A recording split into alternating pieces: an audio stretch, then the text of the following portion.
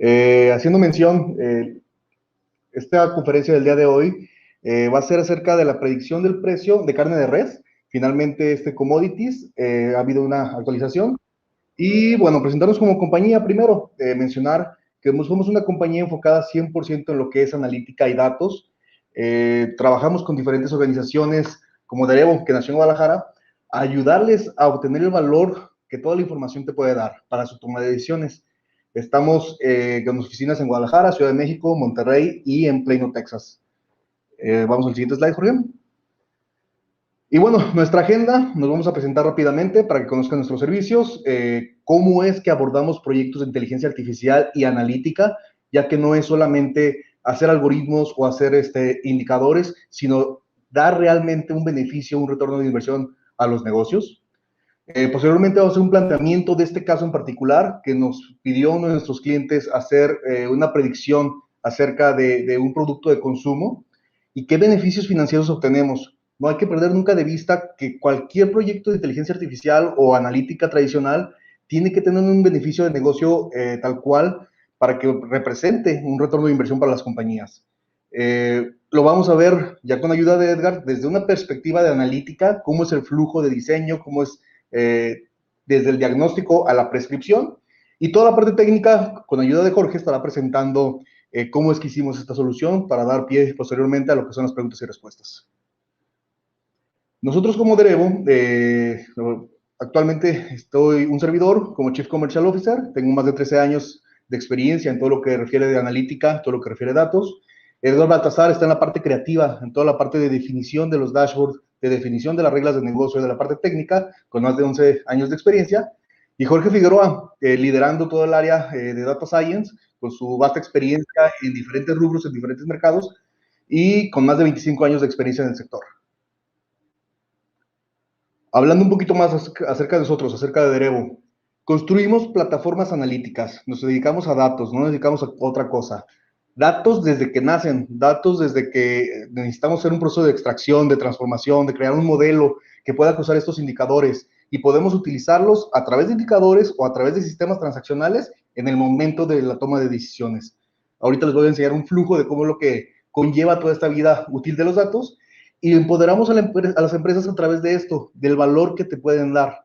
No nos sirven de nada los datos, que cada vez hay más en cualquier ecosistema, si no sabemos leerlos, si no sabemos utilizarlos. Entonces, lo hacemos a través de procesos de implementación de transformación digital o digitalización y de plataformas de analítica, con un enfoque que cubre el end-to-end de cualquier proyecto de analítica.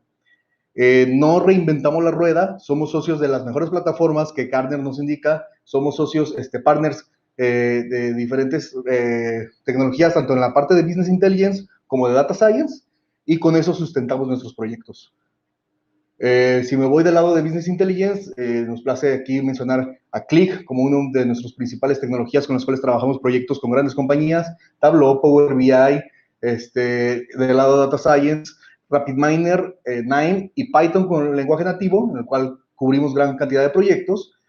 Hosteamos nuestras plataformas a través de diferentes tecnologías como AWS, Azure o Google Cloud, y también estamos en el proceso de integración de datos. Ahora que la Big Data y que finalmente tenemos que hacer la extracción y transformación de una manera masiva, nos estamos apoyando de nuevas tecnologías que están surgiendo en el mercado para hacer esta integración y poder dar analíticos en tiempo real. Vamos a la siguiente. Y bueno, se preguntarán, ¿cómo es que transformo un dato desde que nace, desde que tú pones un post en una red social, que en un punto de venta te dan un ticket, desde que en una plataforma tú llenas con tu información, a algo que realmente yo puedo dar valor a través de una decisión en tiempo real que me puede dar un sistema de inteligencia artificial? Es un ciclo, es un flujo, no forzosamente secuencial, pero nosotros lo partimos en 5 verticales que van desde la creación de los datos, que podemos crear plataformas transaccionales de captura y creación de datos, digitalización, transformación digital, y modernizamos procesos enfocados principalmente en los usuarios. Nunca dejemos de pensar en los usuarios finales. A partir de ahí hacemos integración de datos con diferentes tecnologías que podemos jalar información de redes sociales, de ERPs, de CRMs, de bases de datos, de Excel, cualquier fuente que podamos nosotros integrar, que me sirva de base para poder generar un data lake o un data warehouse con las reglas de negocio necesarias para yo poder explotarla posteriormente en un dashboard de analítica. En un dashboard de analítica que pueda traer inteligencia artificial o simplemente analítica tradicional con diferentes tecnologías y que al usuario en el momento que la necesita pueda visualizarla. A través de procesos de Machine Learning, a través de procesos de web, APIs, REST, podemos operacionalizar los datos. Imagínense que ya tienen un dashboard en el que te va diciendo, voy mal, voy mal, voy mal. ¿Y qué decisión tomas con eso? Tienes que operacionalizarlo. No, siempre debe depender de una persona el tomar esa decisión. Ahora la tecnología nos da la oportunidad de poder mandar una transacción, lo que inteligencia artificial nos recomiende, y poder automatizar todos tus procesos. Y muy importante el data culture, en donde tenemos que poner a la gente al mismo nivel que la tecnología. Ha ocurrido un efecto en las compañías, tanto en México como en Estados Unidos, de que tenemos ya grandes cañones, ahora sí, de información, de dashboards, pero la gente no lo sabe utilizar, no sabe leer las gráficas, no sabe ponernos al mismo nivel. Entonces ya hay una fuerte tendencia en cuanto a metodologías de data culture que nosotros podemos ayudarlos a que no se queden sus proyectos en el cajón. Finalmente mencionar que este tipo de servicios no son nuevos para nosotros. Tenemos más de 10 años, ya 11 años con Derevo, proyectos en México, proyectos en Estados Unidos, trabajando en una metodología de nearshore que permite aprovechar las zonas horarias, que permite aprovechar los workshops, que el equipo ejecutivo esté allá cuando lo necesitan y reducir costos, que los proyectos sean implementados con gran velocidad a un bajo costo. Y bueno, es importante, con toda esta información, no es simplemente hacer dashboards, a ver qué nos sale. Tenemos que tener un enfoque claro, un enfoque de negocio, a qué le queremos dar. Podemos pensar en qué es lo que desean los usuarios, qué es factible técnica y organizacionalmente, cuál es el requerimiento del éxito de negocio y cuál es la disponibilidad de los datos. Este es un gráfico que Click nos da, en donde de una manera muy interesante nos permite ver cuáles son los casos fallidos cuando solamente involucramos a 2 de las 4 burbujas y no pensamos en la necesidad real que el cliente puede necesitar. Si cometemos el error de pensar solamente en la gente y en el negocio, lo primero que nos van a decir, necesito un Excel, un Excel, un Excel. Y es el método que por más de 20, 30 años ha existido en muchas compañías. Si pensamos nada más en negocio y los datos, suceden normalmente proyectos que no pueden ser completamente implementados porque no pensamos en las limitantes que las tecnologías nos pueden dar. Si nomás pensamos en tecnología y datos, por ahí va la mayoría de los proyectos de analítica. No pensamos en qué es lo que requiere la gente o qué es lo que requiere el negocio, y es un caso fallido también, porque son proyectos que se quedan normalmente en el cajón. Y finalmente, si pensamos solamente en tecnología y gente, pues son proyectos que no te van a dar un beneficio de negocio y no están alineados a lo que el director general puede necesitar, no cumple un objetivo comercial. El cruce de estos 4 puntos es un pequeño sweet spot que tenemos que identificar con cada uno de nuestros clientes y pensar en qué es lo que vamos a resolver con esto. Y bueno, ya hablando de este ejercicio en particular, nuestro caso de estudio, como les mencionaba, un cliente que necesita pronosticar precios de commodities, precios de productos de consumo, de materia prima, durante los próximos 14 meses, para poder establecer precios de los productos a final de cuentas y utilizarlos en su planeación financiera. ¿Qué queremos lograr con todo esto? Ser más asertivos, reducir la incertidumbre en qué precio debo tener en mis productos y en la compra de tus materias primas. Imaginemos en este caso, que es el pronóstico de la carne de res. Dentro de 14 meses no tienes idea, si tú estás negociando con alguien que se dedica a crecer reses, en qué precio se la vas a comprar. Entonces, tenemos que apoyarnos en que si se la puedes ofertar a cierto precio, si lo das más caro o más barato de lo que va a estar el mercado dentro de 14 meses, va a tener un impacto negativo en tu negocio. Vamos al siguiente. Para ello, tenemos que saber qué es lo que realmente se debe de considerar para hacer este pronóstico del precio de la carne de res. ¿Qué sucede si el pronóstico es más bajo que el precio real? Pues pueden pensar que se está perdiendo negocio, se está perdiendo utilidad. ¿Y qué sucede si el precio es más alto? Pues también puede suceder que la competencia, tú pierdas tu ventaja competitiva por haber negociado con tus proveedores a un precio más alto. Los dos traen consecuencias que no son buenas para cualquier compañía, y para lograr este tipo de escenarios de predicción de precios, tenemos que considerar no solamente información histórica, tenemos que pensar también en todas las variables externas que pueden tener un impacto para este precio. No solamente son métodos estocásticos, nunca para una compañía va a ser suficiente solamente tener un método tradicional para esto. Tenemos que considerar factores externos, como pueden ser el clima, el precio de las importaciones y las exportaciones, acuerdos entre países, cosas que un equipo de data science sabe identificar y lo plasma dentro de los proyectos. Entonces, a final de cuentas, no todo es carne de res, tampoco todo es predicción de precios. Estos son proyectos de inteligencia artificial con un beneficio de negocio, un beneficio con retorno de inversión y financiero, que debe de ser el diferenciador y representar una ventaja competitiva en este mundo que todos quieren datos, todos quieren analítica. Ahora está de moda la inteligencia artificial y el machine learning, pero hay que saber utilizarlo para beneficio de las compañías.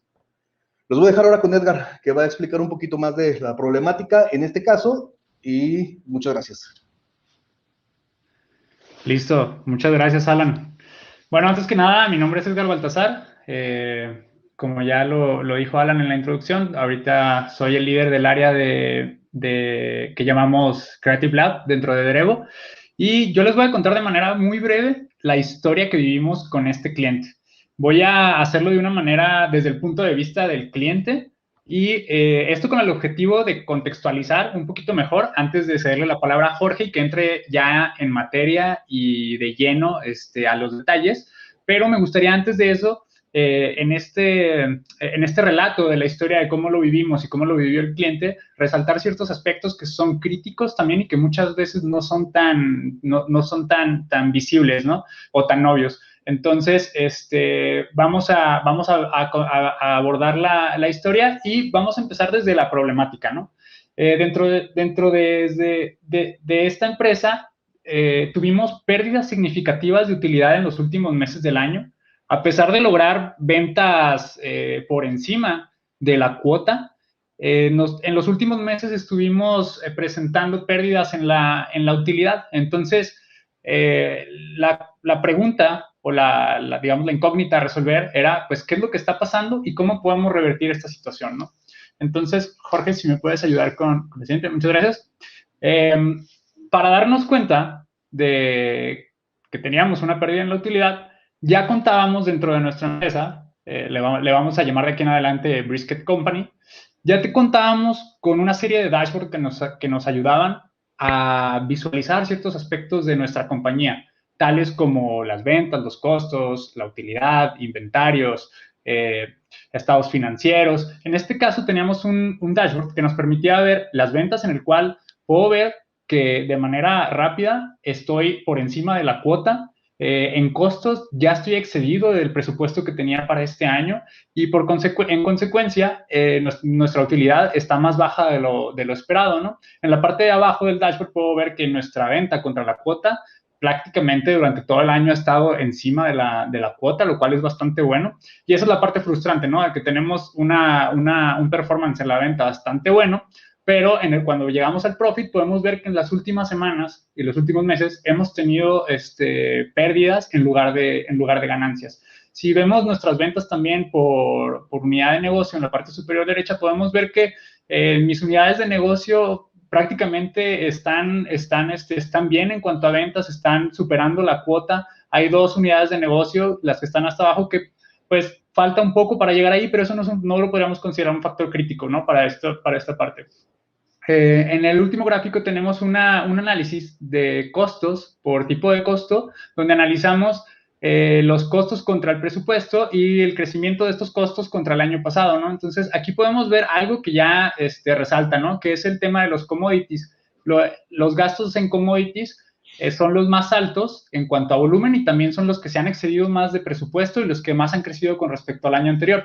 En base a esto, pues podemos empezar a explorar qué es lo que ha pasado, ¿no? Entonces, en el siguiente slide podemos ver que nosotros ya dentro de la compañía también teníamos herramientas de self-service que nos permitían hacer un análisis más a profundidad de lo que estábamos viendo. Entonces, en este caso, por ejemplo, uno de nuestros analistas, por medio de un reporte, generó una visualización donde estaba comparando el costo y la proyección de los costos de la carne, de la res viva, y pudimos ver que mes a mes teníamos un performance muy bajo. El costo real era bastante distinto al costo proyectado que teníamos en el forecast. Entonces nos damos cuenta de que esto es donde tenemos que seguir indagando, ¿no? Aquí es donde está la problemática. Entonces, en el siguiente slide, aquí podemos hacer una parada y podemos decir que gracias a estas herramientas con las que ya contábamos en esta compañía, pudimos, mediante análisis guiado, dashboards y self-service, fuimos capaces de ir explorando como primero de detectar la problemática y después de empezar por medio de los diferentes factores que afectan la utilidad, pues ver dónde estaba el problema, ¿no? Y así llegamos a la conclusión de que estas proyecciones no eran correctas, ¿no? Tenían un margen de error bastante alto. Entonces, aquí en el siguiente slide me gustaría hablar de algo que por ahí ya mencionó Alan y que es precisamente de las cosas que les digo que no son de repente tan comentadas, pero que cada vez se están volviendo más relevantes y más críticas. Nosotros pudimos llegar a este punto porque nuestros usuarios ya habían adoptado las herramientas de analítica que habíamos construido. Esto porque estas herramientas fueron diseñadas, pensadas en el usuario y también en resolver problemas de negocios, ¿no? Entonces, nuestros usuarios se sienten cómodos, les gusta utilizarlas y también otro factor importante es el data literacy. Este concepto que cada vez se menciona más y es precisamente que nuestros usuarios también tenían la capacidad de ver, entender y argumentar con los datos mediante las herramientas que ya tenían para poder precisamente tomar decisiones en el día a día, ¿no? Si los usuarios no adoptan las herramientas y si tampoco, o no entienden las herramientas también, pues estas herramientas están condenadas al fracaso y pues difícilmente vamos a poder ser una empresa que sea data driven, ¿no? O que se guíe por medio de datos y de decisiones informadas. En el siguiente slide de lo que hablamos es, ok, ya sabemos que tenemos un problema con la utilidad, ya sabemos que la causa raíz de ese problema son las proyecciones con estos márgenes de error tan alto. Entonces, ahora, ¿qué vamos a hacer? Entonces, lo que hicimos fue entramos en una dinámica de lo que llamamos Discovery Workshop, donde tenemos por objetivo entender el problema de fondo para diseñar una solución. Y abarcamos los aspectos que ya comentaba Alan, ¿no? Tanto la parte de negocio como la parte técnica y de datos, para poder hacer una solución integral que abarque como todos estos aspectos. Para eso es necesario un equipo, pues, multidisciplinario que pueda dar su input desde diferentes perspectivas, ya sea, por ejemplo, expertos en la industria de la carne de res, data scientists, expertos en analítica o diseñadores también en UI, UX, ¿no? Para no perder ese enfoque de diseñar para el usuario también. Y esto lo hacemos mediante un proceso ágil basado en la metodología de Design Thinking, donde vamos a empatizar, vamos a ver cuál es el problema, vamos a definir, definir qué es lo importante, vamos a empezar a idear, vamos a hacer brainstorming de cómo podríamos solucionar este problema y vamos a empezar a prototipar cómo lo creamos, ¿no? En el siguiente slide, les puedo decir que la conclusión de este Discovery Workshop es que entendimos que el performance de las predicciones se debía a que el pronóstico estaba basado en proyecciones estocásticas con métodos estadísticos y que era necesario agregar variables externas, tales como, ya lo mencionaba, el clima, enfermedades, temas quizás políticos, etcétera, ¿no? Entonces, concluimos que el BI había llegado a su límite. La analítica tradicional hasta este punto nos había ayudado porque nos ayudó a darnos visibilidad de que teníamos un problema, a ver la causa raíz, pero en este momento ya no podía ayudarnos con esta parte, ¿no? Entonces, esto representaba un nuevo reto. Implicaba la integración de nuevas tecnologías, tales como incluir robots, inteligencia artificial, teoría de juegos. Era un reto distinto, ¿no? Entonces, en el siguiente slide, Solamente me gustaría como ejemplificar de manera rápida y como a manera de resumen, como este camino, ¿no? Donde identificamos una problemática de negocio, es la utilidad de la empresa está cayendo mes con mes. Después los costos, nos dimos cuenta que los costos se están incrementando de manera inesperada. Todo esto lo hacemos con analítica tradicional y llegamos a un diagnóstico, ¿no? Pero de ahí empieza el tema o el ciclo de la analítica avanzada, ¿no? Donde vamos a integrar nuevas tecnologías, nuevas fuentes y podemos llegar a un punto, hasta un punto donde se dé una prescripción, donde vamos a, por ejemplo, a prevenir sí, a prevenirnos en la compra de insumos, porque sabemos que a lo mejor los próximos 2 meses van a subir de precio y puedo ahorrarme, no sé, 1,5 millones comprando en las próximas semanas, ¿no? Entonces, esto es como pasamos de alguna manera del diagnóstico a la prescripción y hasta dónde llega el límite de la analítica tradicional, pero también le otorga su justo valor, ¿no?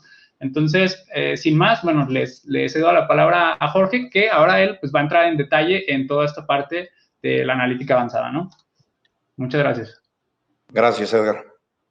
Bueno, pues quisieran iniciar la plática acerca del proceso que llevamos a cabo para la parte de Data Science con una analogía. Voy a hacer una analogía entre la evolución de los datos en las empresas y una consulta con el médico. Me gusta mucho utilizar esta analogía porque deja muy en claro cómo es esta situación idéntica o muy parecida dentro de las empresas con los datos, ¿no? Digo, y aunque estamos hablando de métodos muy distintos, de un lado estamos hablando del método clínico y del otro lado estamos hablando del método científico, la analogía sirve mucho para comprender cuáles son los pasos, ¿no?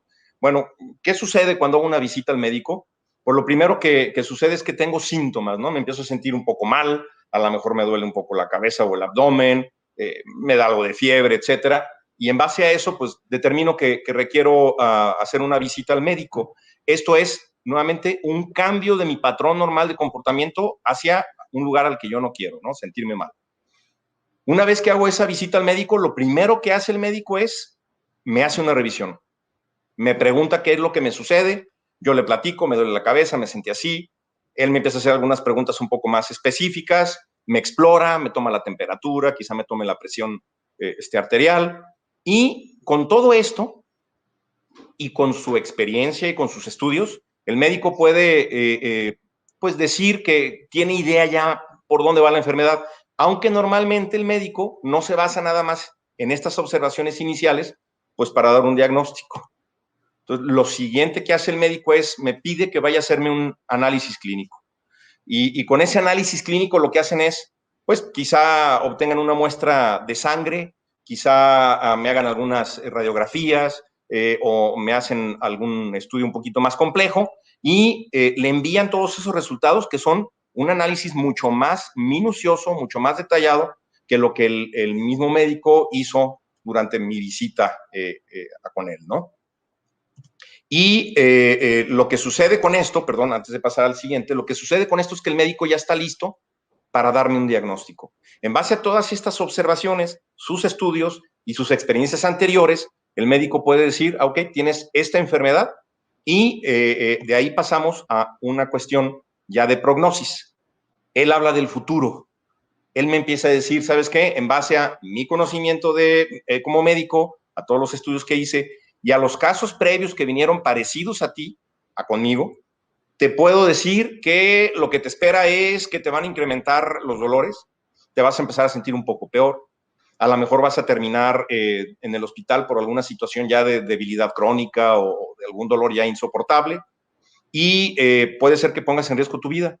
Alguna cuestión específica que me puede decir, sabes que este tipo de enfermedades lo que hace es, pues te generan una úlcera, te genera un sangrado interno y ese sangrado interno te va a llevar a que te pongas peor y peor y peor. Todo esto lo hace nuevamente con observaciones que hizo sobre mí y ya su conocimiento de este tipo de casos. Como él conoce en casos similares cómo se desarrollan, conoce ese patrón de evolución, él puede aplicar ese mismo patrón de evolución en mi persona. Ahora, aquí es bien importante, si yo me retirara en este momento con esta información que el médico me está dando, pues de nada me sirve o no me sirve de mucho. Yo en este punto lo único que sé es que estoy enfermo, el nombre quizá ya de mi enfermedad, y sé también que me va a ir mal dentro de poco tiempo, muy probablemente ponga en riesgo mi vida y hasta ahí. Entonces, el valor real de la visita al médico no viene ni en el diagnóstico ni en la prognosis. El valor real de la visita al médico viene en la prescripción. El médico, basándose en sus estudios y nuevamente en su experiencia, puede recetarme quizá un cambio de dieta. ¿Sabes qué? Cambia la forma en la que has estado haciendo las cosas. Puede recetarme un medicamento y en base quizá puede recetarme alguna visita periódica con él. Y en base a todo esto, lo que él me dice es, mira, en vez de que tu enfermedad se vaya a peor, en vez de que te empieces a sentir peor y termines en el hospital, si empiezas a seguir todos estos pasos que yo te estoy diciendo, lo que va a empezar a suceder es que te vas a sentir aliviado la semana que entra, a lo mejor dentro de 2 semanas vas a estar curado de tu úlcera, vas a dejar de tener ese sangrado interno y a partir de ahí, si sigues mis recomendaciones, la alimentación que yo te estoy sugiriendo y los ejercicios que te estoy sugiriendo y los cambios en tu forma de vida, vas a recuperarte por completo de tu enfermedad. Entonces, es realmente la prescripción la que me ayuda a corregir una prognosis que no me gusta. Bien, ¿cómo aplica esto en las empresas? Pues es la misma evolución. Una empresa puede estar en la etapa de lo que llamamos analítica 1.0, en una etapa de analítica descriptiva, cuando tiene sus datos, está recabando los datos y a partir de ahí, en base a esos datos, ya puede generar reportes simples. Y esos reportes simples le van a ayudar a darse cuenta cómo está hoy la empresa. Y quizá en esos reportes simples, los directivos de la empresa pueden ver que no están obteniendo las utilidades que esperaban o que no están logrando los objetivos en general de la empresa que ellos esperaban, ¿no? Pues vamos relativamente normal o aparentemente normal, pero estoy viendo que mis ventas están cayendo. El problema es que al estar en esa etapa no podemos navegar en los datos de una forma tal que me permita llegar al detalle, tal como lo haría el médico al mandarme a hacerme un análisis a un laboratorio clínico. Entonces, de ahí es importante pasar en el siguiente paso de la etapa de evolución a la analítica de diagnóstico. Y es aquí donde entra Click, donde entran herramientas de Business Intelligence para poder hacer esa investigación a profundidad en los datos de la empresa, esa comprensión a detalle de qué está sucediendo dentro de la empresa, dónde le duele a la empresa, drill down acerca de ya detalles específicos, qué vendedores son los que están teniendo éxito y cuáles no, qué productos están en cierta región con ciertos vendedores teniendo éxito y cuáles no. Pero hasta ahí, nuevamente, estamos viendo solamente historia. Y podemos saber que la empresa está enferma y que tiene una situación que tiene que ver con una quizá mala planeación estratégica y que la estrategia que estamos siguiendo está basada quizá en proyecciones que estamos haciendo de los precios de nuestros insumos y esos precios de nuestros insumos no están quizá bien calculados. Y hasta ahí no tengo todavía la solución. Sé el problema, pero no conozco la solución. Y es aquí donde podemos pasar a la siguiente etapa de la evolución de la analítica y pongo las dos, analítica predictiva y prescriptiva, como si fueran una sola etapa, por lo mismo que ya mencioné. La analítica predictiva, pues puede ser de cierta utilidad, pero para que realmente sea de utilidad, que realmente nos dé luz a la empresa de qué es lo que está sucediendo, tengo que pasar por la analítica predictiva para llegar a la analítica prescriptiva. Aquí en estos casos ya utilizamos herramientas de data science como RapidMiner o KNIME o programación directa en Python o en R y podemos utilizar patrones que vemos en los datos históricos para proyectarlos. Si hacemos una proyección estocástica tradicional, lo que estaríamos haciendo es eso, ver los patrones de una señal y proyectarlos. Sin embargo, pues podemos irnos a mayor profundidad y poder proyectar patrones que tienen relación con otras variables, variables exógenas o variables externas que influyen sobre mi señal de manera significativa y al incluirlas en modelos un poco más avanzados, ahorita vamos a explicar un poco acerca de qué modelos se emplearon y cómo se relacionan los diferentes modelos, poder dar esas respuestas. Pero hay una parte muy importante. Estoy hablando de utilizar datos externos, variables exógenas que influyen en los patrones. Entonces, Normalmente, algunos de esos datos se tienen dentro de las empresas, pero muchas veces se tienen como datos externos.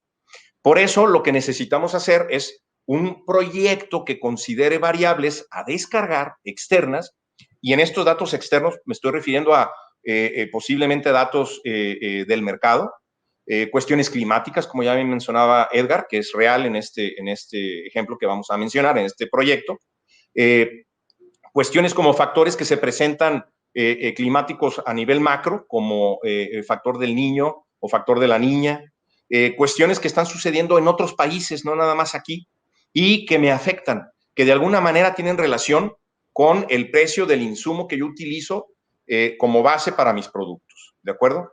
Entonces, ¿qué es lo que hacemos?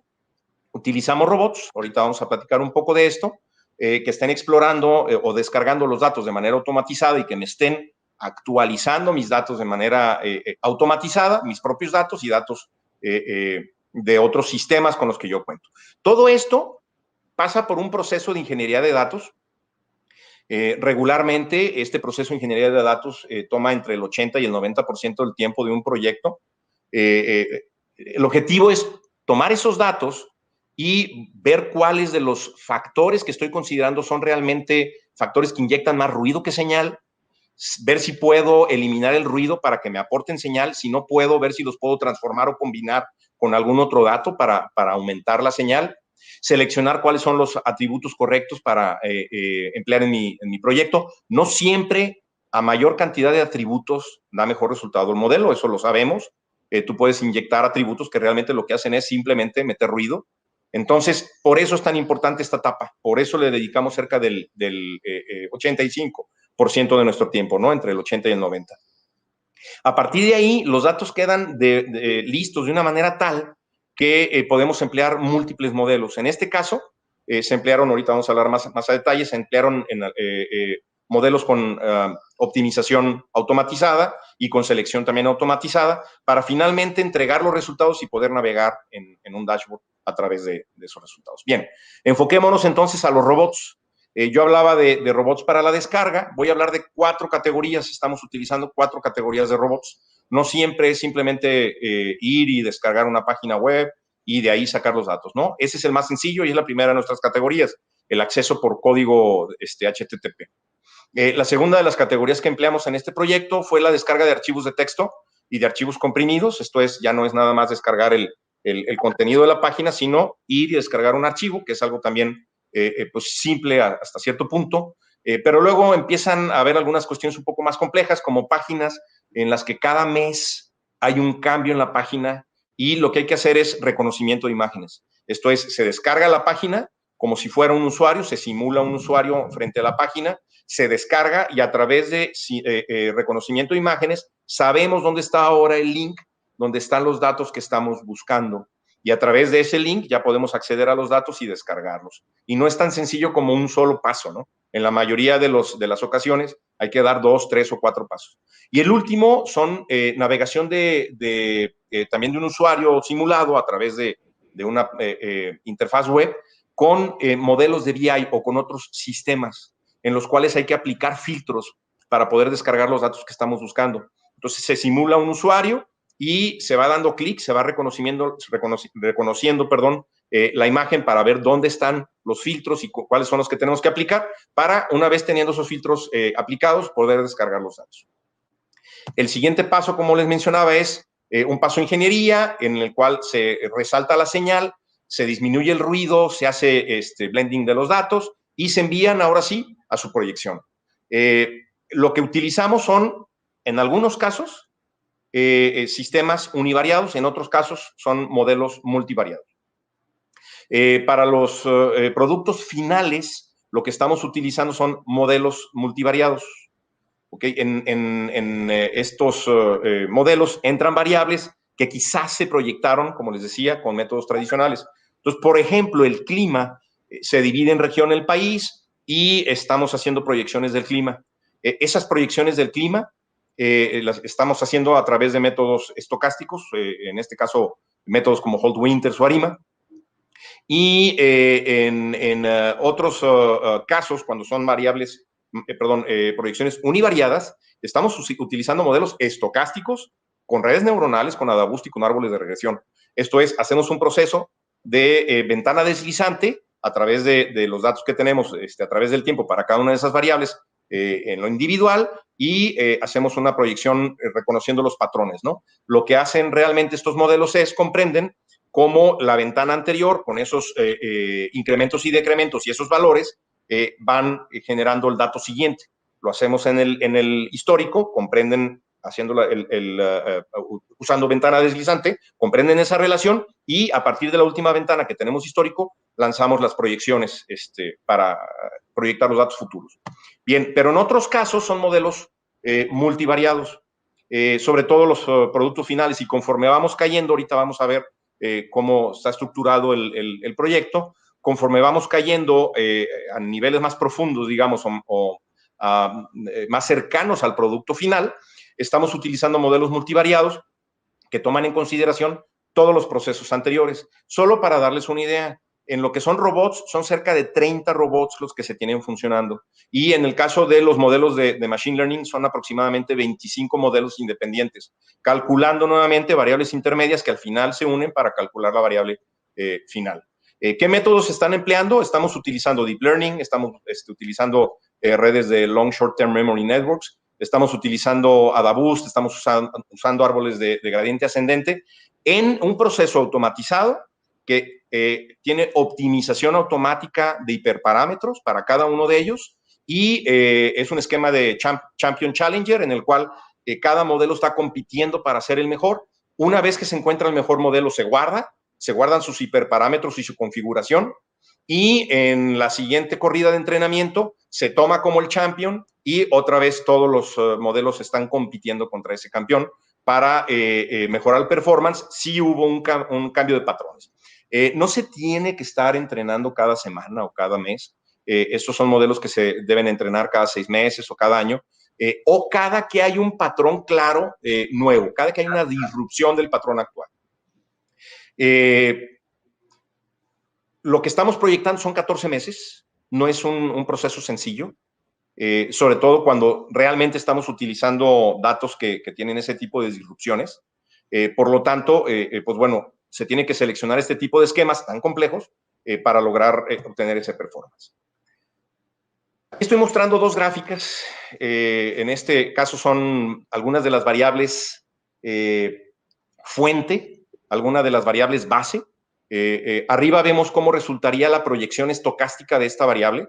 En el caso de la gráfica superior es una proyección utilizando Holt-Winters y podemos ver que hay una diferencia muy grande entre lo real y lo proyectado. Se están proyectando los últimos periodos, se están utilizando como periodos de entrenamiento todo lo previo a la línea naranja y a partir del periodo donde está la línea naranja se está utilizando el dataset de pruebas.